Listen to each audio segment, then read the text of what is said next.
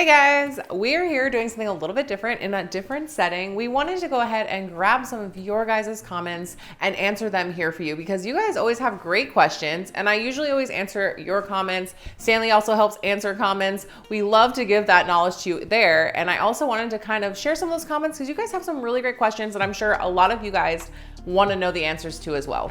All right, so let's get into these comments. I think I need a little help. Stanley? I used fabric softener and Dawn dish soap and it left my wig feeling awful. I even rinsed thoroughly too. I've only worn it a handful of times and it looks rough. Help. All right, so when it comes to washing your wigs, especially washing them with Dawn dish soap and fabric softener, which is something I recommend if you don't have wig shampoo and conditioner, which you should get if you are a regular wig wearer. But for right now, you probably have those two items at home. I do it this way. I take 2 to 3 drops of Dawn dish soap into a cold water bowl or basin, put my wig in, swirl my wig around. I don't do any like rubbing or lathering. You don't want to lather the hair because synthetic wigs don't absorb things like natural, like human hair would because there are no pores. So you're just kind of trying to clean and clarify the outside of those fibers. So you're gonna just move the wig around. I let my wig sit for 30 minutes. And then usually when the crunchiness that you're talking about happens, it's because you used too much fabric softener and you didn't rinse it all out very well. So fabric softener is super weird, just like when you use it in your laundry, and if you use too much, your clothes have like this weird kind of feeling to them. It'll do the same thing to a wig because it is just kind of coating the outside fibers. You want a little bit of that coating because it helps keep from the friction and the rubbing, which helps keep your wig ends from getting bad faster. But you want to also make sure you don't have too much. So the crunchiness is coming from probably just needing to use a little bit less fabric softener. You really don't need a lot. I usually do like a tablespoon for a full wig. And then I add that to water. I'm gonna put that in after I rinse out my Dawn dish soap, let that sit for like 30 minutes. And then you wanna rinse that wig so well. When you think you're done rinsing, rinse it again, and then maybe one more time for good measure. Then you're gonna wanna go ahead and just let that wig dry really well and you should be fine. Make sure you're letting it air dry. If you still feel like you have some of that crunchiness, you probably just need to go back in, rinse the wig some more, and let it dry over again. That's usually where that's coming from. So I would definitely see how much fabric softener you're using, and then also just rinse, rinse, rinse, rinse, rinse. All right, so this next question was actually asked by 2 different people at the same time, and I get asked this a lot, so I wanna go ahead and answer this for you guys. If it's a lace front, would the lace get dyed purple? So whenever you are toning a wig, I know it can be scary because you are using purple RIT dye, and I know it doesn't make any sense, but it works. And for whatever reason, when you're using the alcohol, it doesn't dye or really tint the lace at all. I've seen a tiny bit of tinting on the lace part area on a few of my wigs, but that's more so when I'm doing a wig that's really truly blonde. And it actually, I think, dyes a little bit more of the knot of the hair and not the actual lace. Your cap is going to be probably a blue or a light purple color. I show that in different videos that I've done with toning wigs. But as far as the lace goes, it's not gonna really show any of that dye on the lace when you're wearing it. Here's another question that I think we as synthetic wig wearers especially have to deal with all the time. Me once again. What do you do with really shiny hair?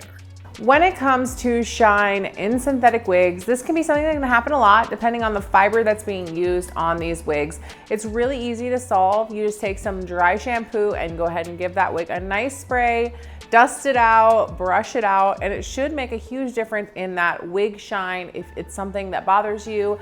But normally too, just a cold water wash will also help kind of get rid of that. And wearing it as you wear it, just like when you wash your hair, get out of the shower and it's all nice and beautiful. And as you wear it, it kind of builds up some of like that everyday wear look. That's gonna happen too. So that shine's gonna kind of go away on its own as you wear your wig. All right, let's get into another question. I know you said heat tool. I have a straightener. Would that work if I just clamp it quickly on the ends using a low heat? So if you have a wig that is not heat friendly, which means that you can't put any heat to it whatsoever, or it's going to fry or melt the fibers, it's not safe to put a flat iron or a heat comb to, which is what I usually would tell you guys to do to repair a wig that has some fried and frizzy ends. But there is something you can do. You're gonna wanna go onto Amazon and grab a fabric steamer. I'll put a link below for the one that I have. I think it's under $25. and you're gonna use a fabric steamer to kind of repair the ends. I have a video on how to do this. It's pretty easy. You might lose a little bit of the curl at the end, but you can always repair that with the steamer as well. You just have to hold that curl. I will definitely make a video going through this whole process for you guys from start to finish, but you can absolutely fix those ends still. Fabric softener, fabric steamer, and you'll be good to go. All right, so for this next question, this is a little bit more personal and about my hair loss journey, but I wanted to go ahead and do a question like this because I know that some of you guys are here for similar reasons. What made you shave your head, and does it help with keeping your wigs on? All right, so I decided to shave my head during the beginning of COVID at the worst possible time when you couldn't find a clipper to save your life, but we found something, and I decided to shave my head really because I was kind of tired of getting in the shower every day and pulling out clumps of hair. It was not good for my mental health, and I personally felt like I wanted to take control of my hair loss and shave my hair off so that it could be a one-time thing. I could cry it out and I could kind of just move on and try to take that control back. It's not for everyone, but it was something that I decided to do.